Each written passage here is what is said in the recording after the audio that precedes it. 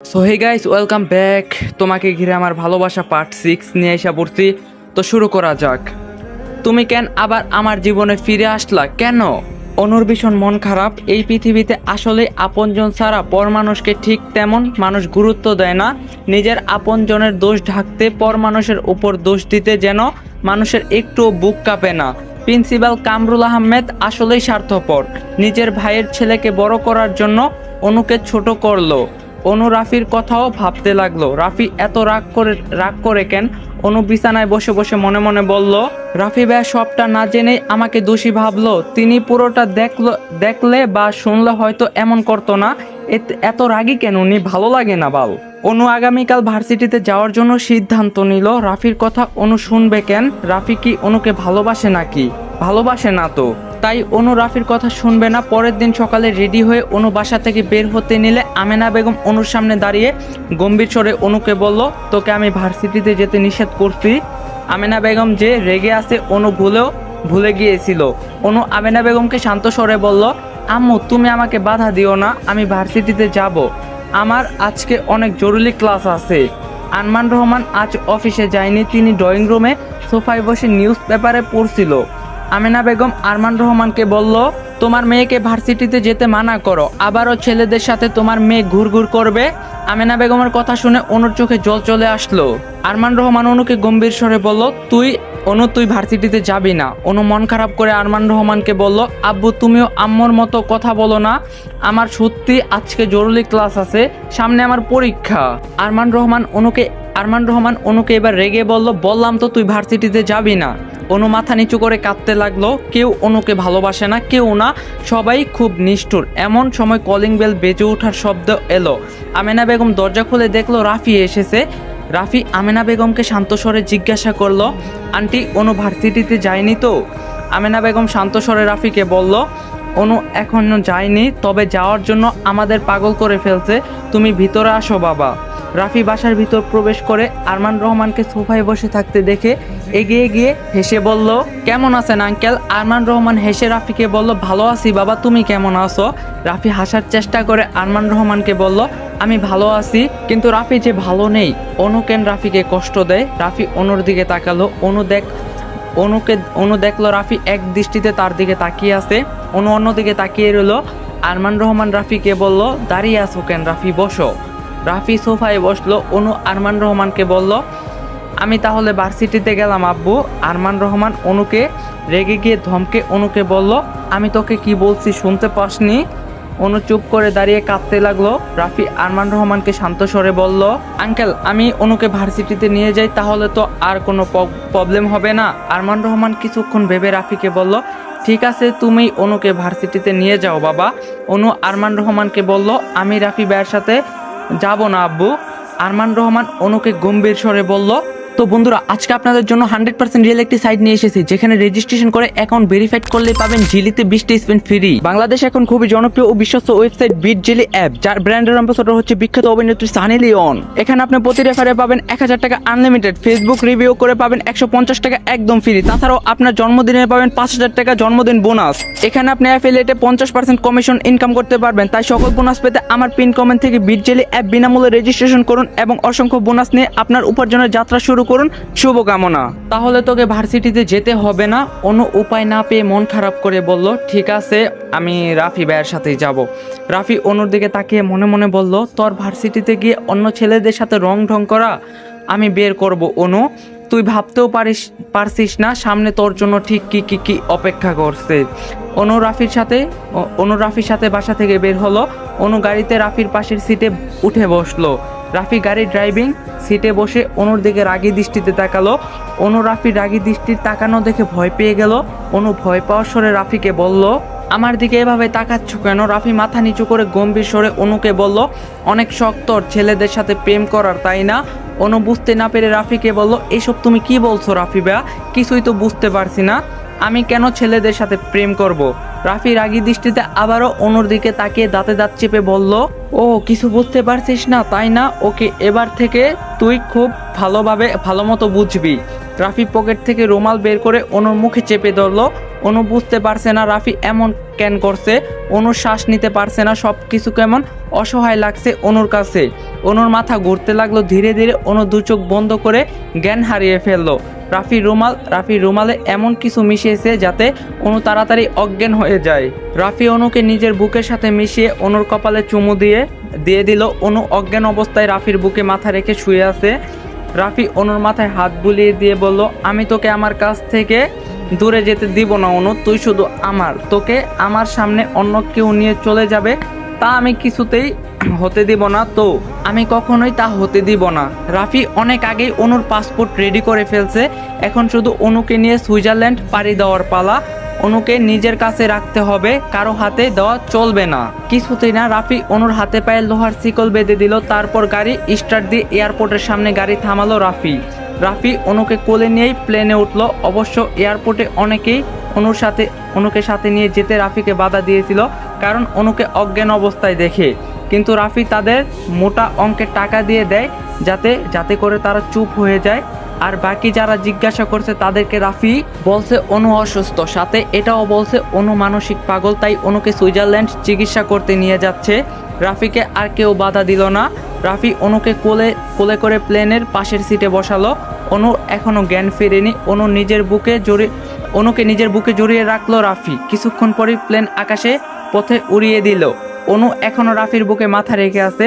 বেশ কয়েক ঘন্টা পর অনুর জ্ঞান ফিরল। চোখ খুলে নিজেকে রাফির বুকে দেখে অনু তাড়াতাড়ি রাফির কাছ থেকে সরে গেল। অনু এদিক ওদিক তাকিয়ে নিজেকে প্লেনে বসে থাকতে দেখে চরম অবাক হলো। অনু রাফির দিকে তাকিয়ে অবাক হয়ে বলল, রাফি ভাই, আমি প্লেনে কেন? আমাকে তুমি কোথায় নিয়ে যাচ্ছ? তুই এখন আমার সাথে সুইজারল্যান্ড যাবি অনু চোখ বড় বড় করে অবাক হয়ে রাফিকে বলল, কি সব বলছো তুমি? রাফি অনুর দিকে তাকিয়ে শান্ত স্বরে বলল, আমি ঠিকই বলছি। অনু রেগে গিয়ে রাফিকে বলল, তুমি এত খারাপ রাফি ভাইয়া, আমি তোমার সাথে কোথাও যাব না। অনু বসা থেকে উঠতে গিয়ে দেখলো অনুর পায়ে শিকল বাঁধা। অনু নিজের হাতের দিকে তাকিয়ে দেখলো হাতেও শিকল বেঁধে রাখা। অনু রাফিকে রাগী স্বরে বলল, এগুলো কি রাফি ভাইয়া? রাফি শান্ত স্বরে অনুকে বলল, কেন, কি হয়েছে?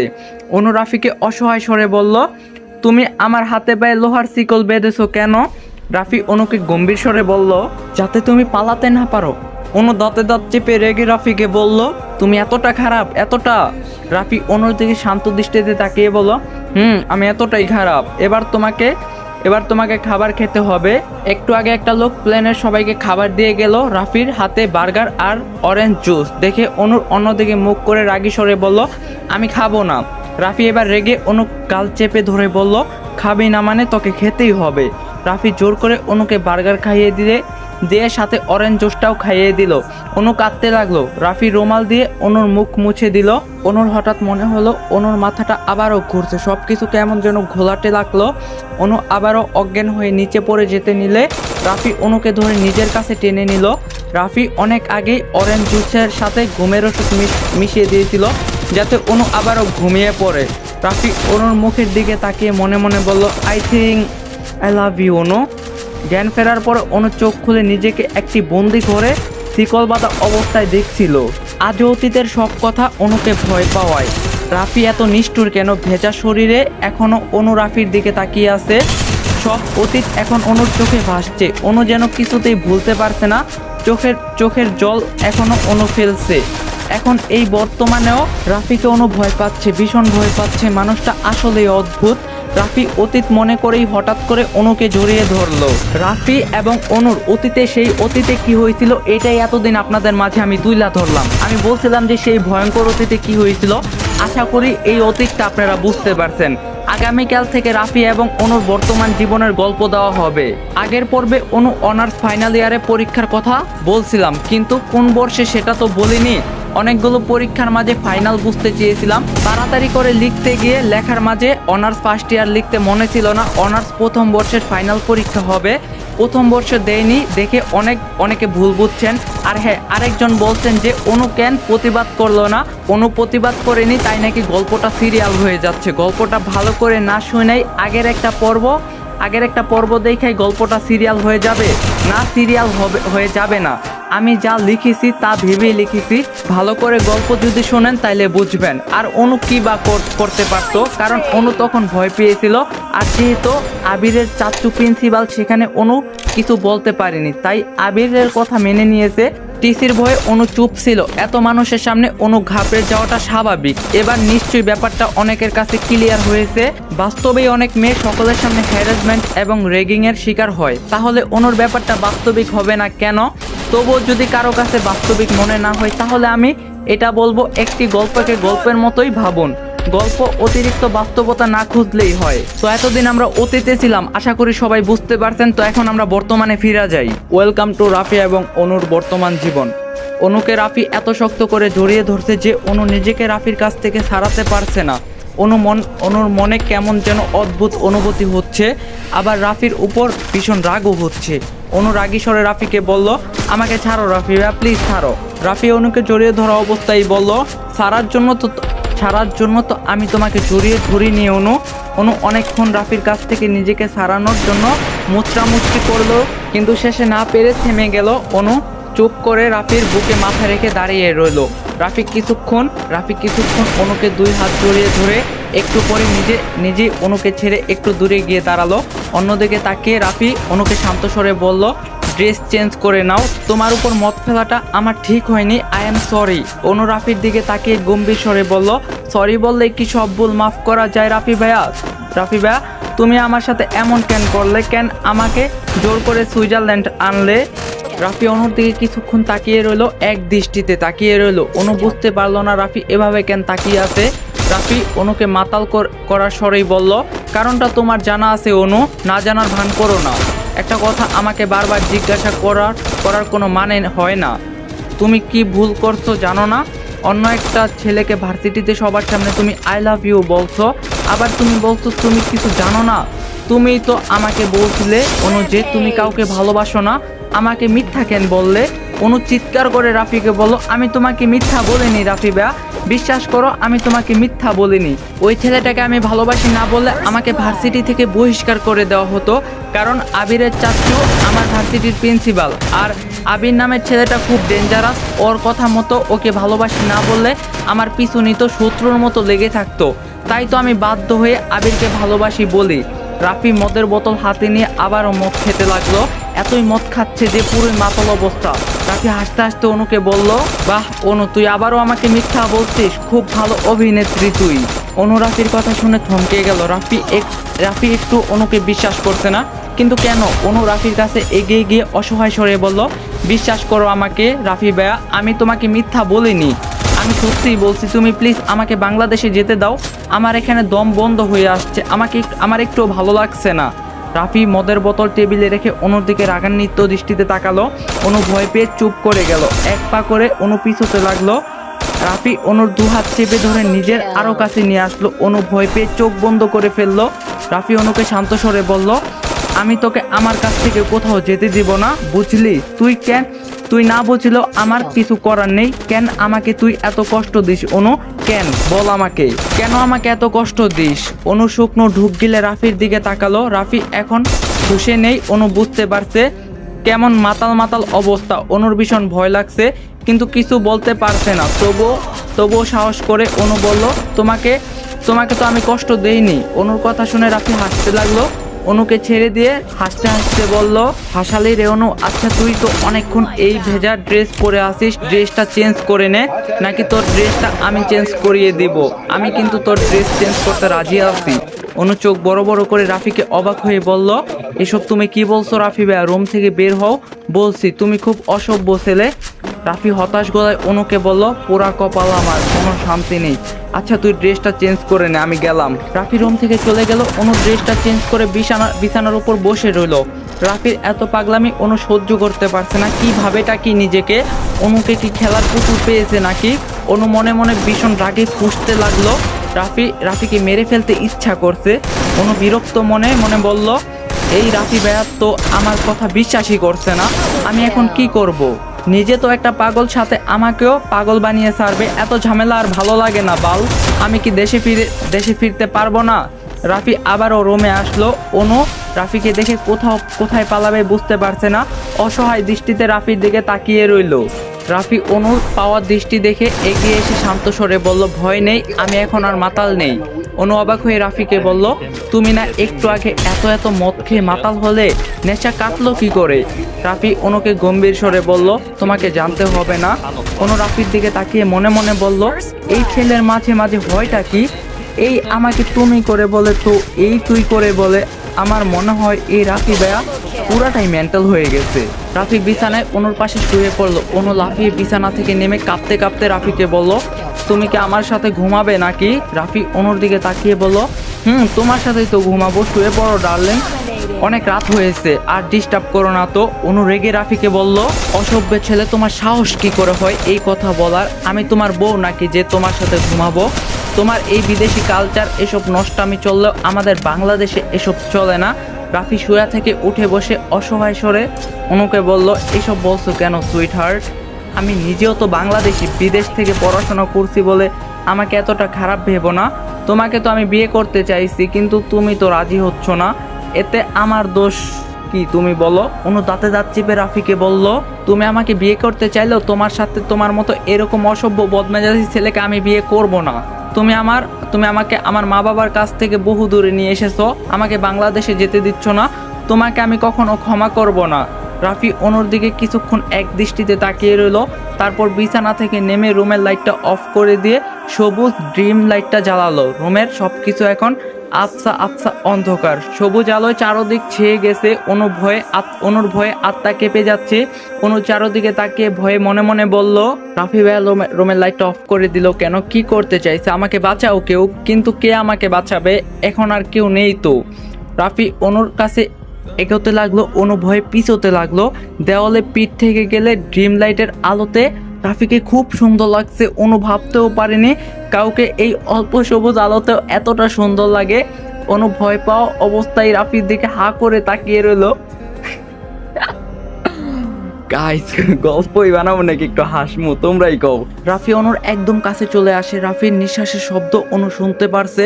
রাফির ডান হাত বাড়িয়ে অনুর গালে স্পর্শ করলে অনু কেঁপে উঠে চোখ বন্ধ করে ফেলে।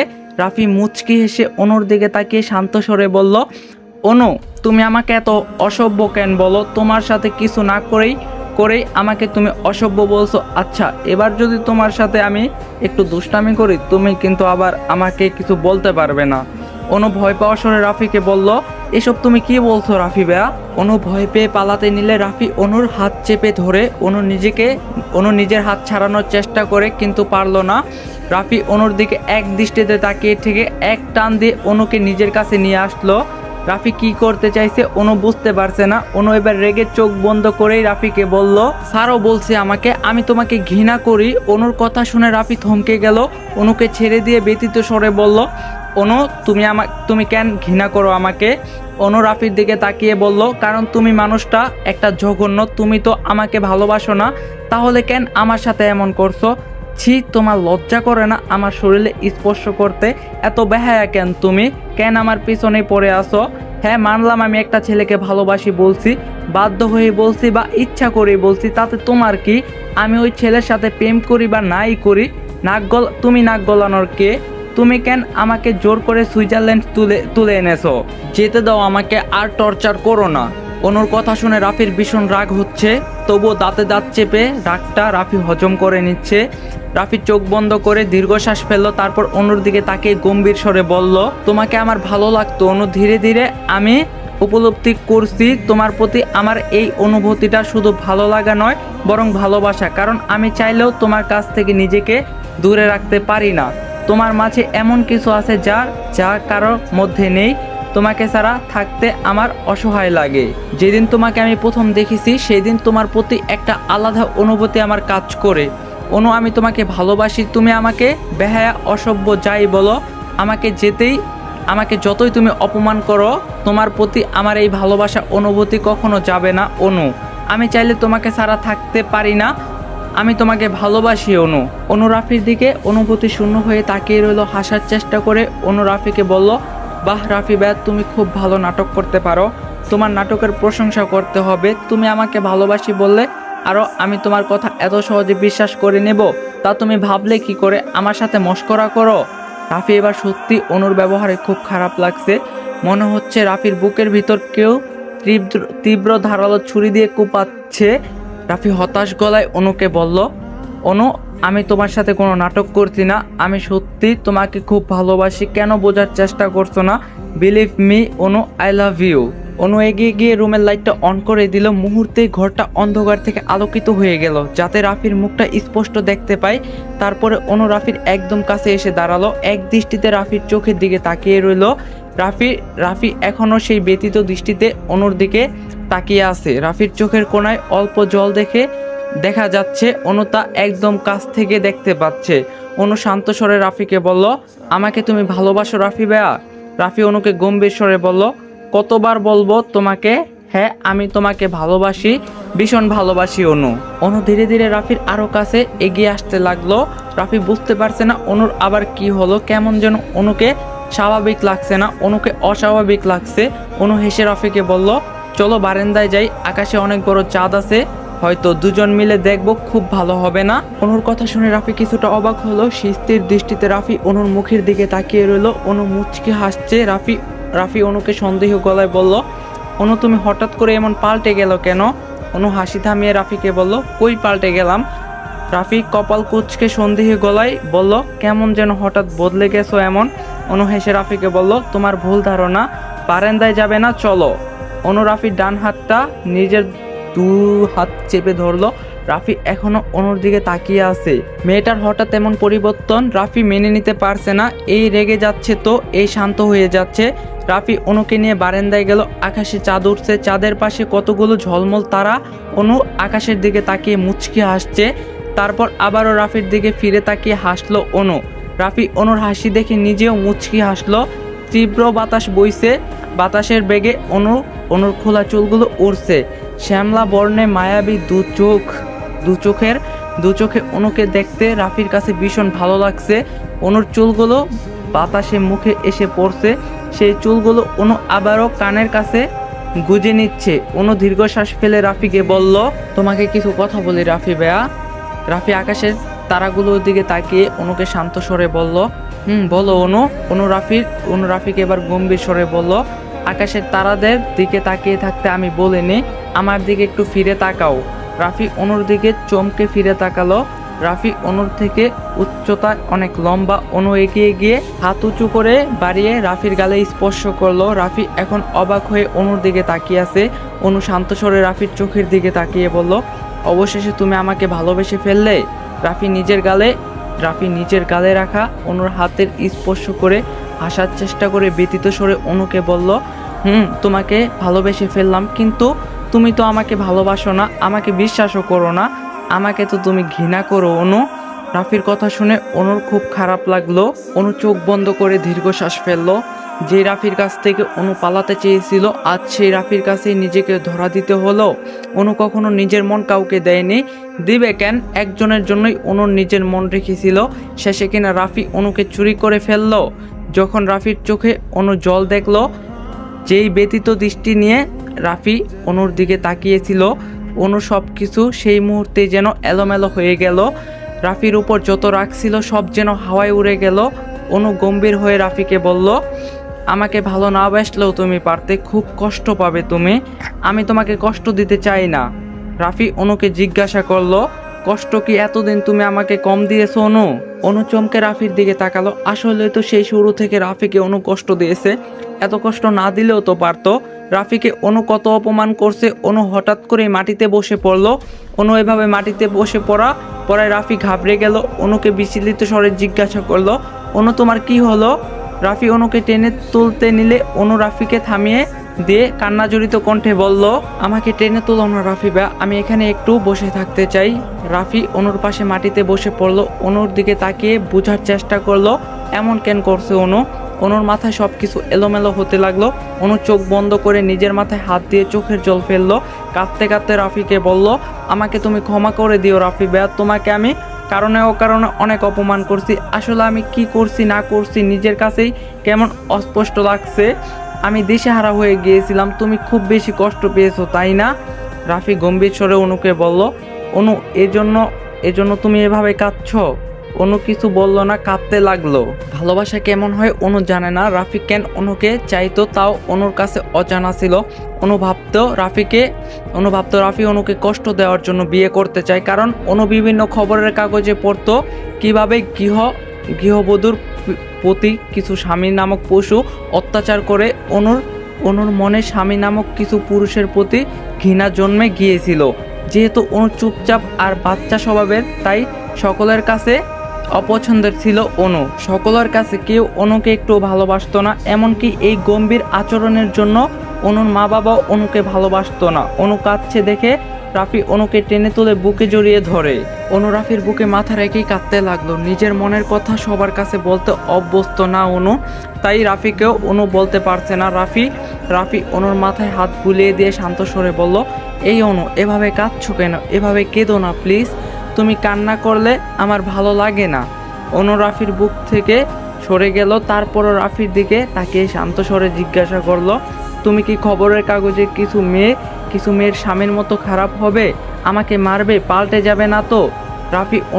রাফি অনুর গলায় আলতো ছুঁয়ে বলল, অনু, আমি কেন তোমাকে মারতে যাব? কি বলছো তুমি? খবরের কাগজের মেয়ের স্বামীর মতো আমি খারাপ হব মানে?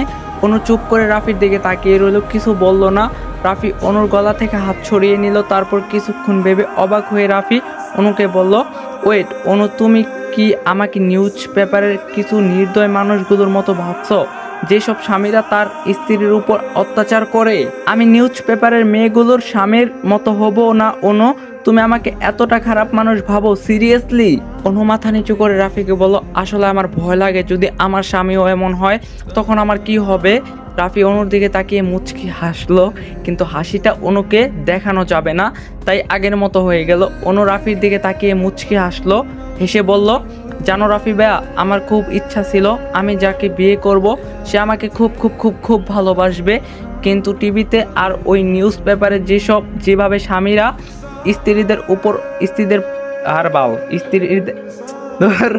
স্ত্রীদের প্রতি অত্যাচার করে, ওসব ভাবলে আমার গায়ে কাঁটা দিয়ে বিয়ে করার ইচ্ছাটা শেষ হয়ে যায়।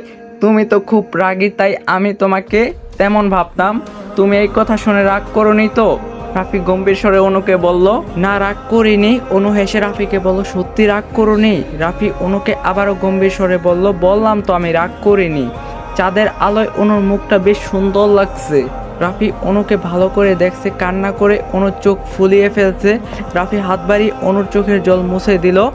অনু রাফিকে এখন খুব ভালো লাগছে। অনু লজ্জায় লাল হয়ে রাফিকে বলল, তোমাকে একটা সত্যি কথা বলি? রাফি অনুকে বলল, বলো। অনু রাফির দিকে তাকিয়ে লজ্জা রাঙানো মুখে করে শান্ত স্বরে বলল, যেদিন আমি তোমাকে প্রথম দেখি ঠিক সেদিনই আমি তোমার উপর বড় সড়ো ক্রাশ খেয়েছিলাম রাফি ভাইয়া।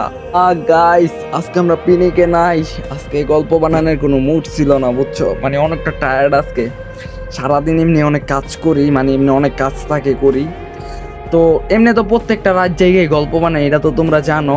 কিউনেতে তো বইলাই দিচ্ছি, বুঝছো? আজকে গল্প বানানোর কোনো ইচ্ছাই ছিল না, কিন্তু যখন ভাবলাম যে একটা পার্ট না দিলে আমার অডিয়েন্সগুলো বইসা থাকে, তখন তোমাদের লিগে অনেক খারাপ লাগলো।